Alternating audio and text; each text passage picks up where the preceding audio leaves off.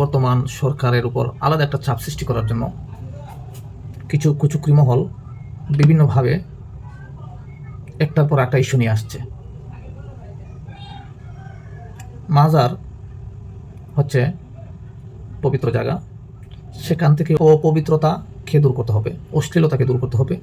আচ্ছা, একটু দেখুন এই যে মাজারগুলোর মধ্যে কি হয়, কি করে ওরা। যদি মাজারগুলোর মধ্যে এইসব কর্মকাণ্ড হয় তাহলে কি এটা বৈধ হচ্ছে না অবৈধ হচ্ছে, ভালো হচ্ছে নাকি খারাপ হচ্ছে? এই সমস্ত কর্মকাণ্ড বন্ধ করা দরকার কি না, আপনারা কি মনে করেন? যদি এই সমস্ত কর্মকাণ্ড এইভাবে চলতে থাকে, শরীয়ত বহির্ভূত, যদি কোনো মাজারের বক্তবৃন্দ কিংবা মুরিদ কিংবা কোনো ধরনের মানুষ যদি আইসা শরীয়ত বহির্ভূত কাজ করে, আমরা আপনারা সবাই মিলে তা প্রতিরোধ করব। তাহির হুজুরও বলছেন যদি শরীয়ত বিবর্জিত কোনো কাজ মাজারে সংগঠিত হয় সেটাকে বন্ধ করে দেন।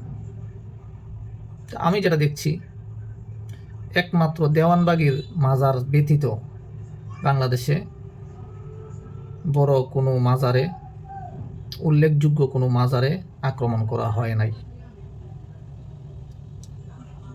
শুধুমাত্র একটা গুজব ছড়ানো হয়েছে সরকারকে অস্থিতিশীল করে দেওয়ার জন্য, সরকারের বিরুদ্ধে জনগণকে উস্কে দেওয়ার জন্য এই বিষয়টাকে সামনে নিয়ে আসা হচ্ছে, উস্কে দেওয়া হচ্ছে।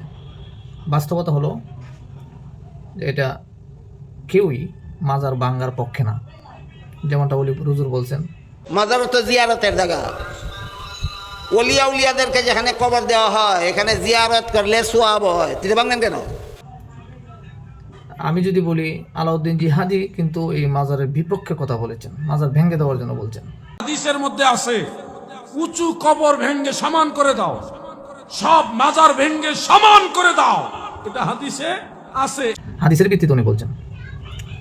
কিন্তু আহলে সুন্নাত ওয়াল জামাতের উলামায়ে কেরাম যারা আছেন ওনারা বলছেন যে মাজারের জায়গায় থাকুক, মাজারের জিয়ারত চলুক, তবে মাজার থেকে অশ্লীলতা, মদ গাঁজা, হিরোইন, ফেন্সিডিল এই সমস্ত জিনিসকে সরিয়ে দিতে হবে। মাজারে গিয়ে শিরিকি কাম করে, কুফুরি কাম করে, বিদাতি কাম করে, ওই বলি বাধা দিবেন। মাজার ভাঙেন কেন? মাজারের নামে মান্নাত করলে বাধা দিবেন, মাজারে গিয়ে সেজদা দিলে বাধা দিবেন, মাজারে গিয়ে চক্কর দিলে বাধা দিবেন। এই সমস্ত জিনিস যেন মাজারে না চলে সেই জন্য ব্যবস্থা গ্রহণ করতে হবে। এটা তো সুন্নি উলামায়ে কেরামও বলছেন, কওমি উলামায়ে কেরামও বলছেন। তাহলে শুধুমাত্র এটা কওমি উলামায়ে কেরামকে অ্যাটাক করে, টার্গেট করে বলা হবে কেন, আমার বুঝে আসছে না। আমি যেটা বলতে চাচ্ছি এটা কি আপনারা বুঝতে পারছেন? মাজারে কোনো অশ্লীলতা থাকবে না, মদ থাকবে না, গাঁজা থাকবে না, হিরোইন থাকবে না, ফেন্সিডিল থাকবে না, নারীবাজি থাকবে না।